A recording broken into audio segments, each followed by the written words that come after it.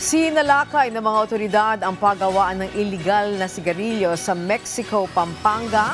Dito ay naaresto ang 6 na Chinese nationals habang 65 Pilipino ang na-rescue. Si Ryan Desiges sa sentro ng balita.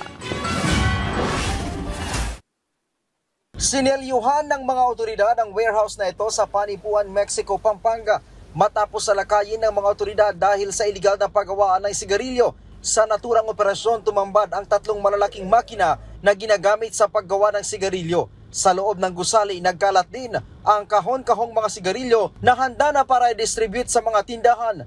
Ito po ay nanggaling sa intelligence operations ng CIDG at ito po ang pinasok nila. Kasama po ron 3 cigarette making machines, 2 cigarette packing machines, ay nga lahat ng paraphernalia at yung brand name na 2 Moons. Fake po ang tax stamp sila at lahat. Ang na-confiscate namin dito ay umigit kumulang 400 million pesos. Isang araw ng operations lang yan. Pagpa kasi ang iikot na siya. Ayon kay DILG Secretary John Vic Remulla, walang permit ang paggawaan ng sigarilyo at peke din ng tax stamp na nangangahulugang hindi sila nagbabayad ng buwis.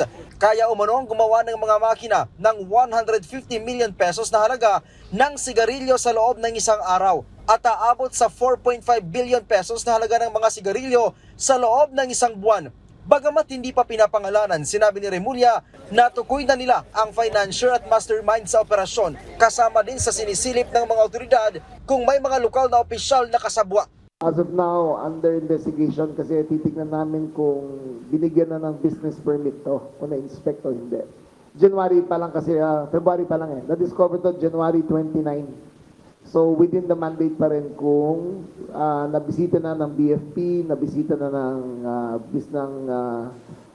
local authorities para i-inspect ang lugar. Kung in-inspect po nila at binigyan ng business permit, eh liable po sila.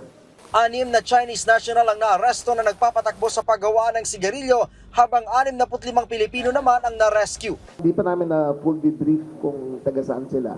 Pero ang offer po sa kanila is sweldo na 15,000 a month. Dapat 15-30 ang bayad sila pero hindi po sila sinweldohan ng huling pagtrabaho dito. Kaya we consider that involuntary servitude ang ginagawa nila. Kasong economic sabotage at human trafficking ang kakaharapin ng mga nasa likod ng iligal na paggawaan ng sigarilyo.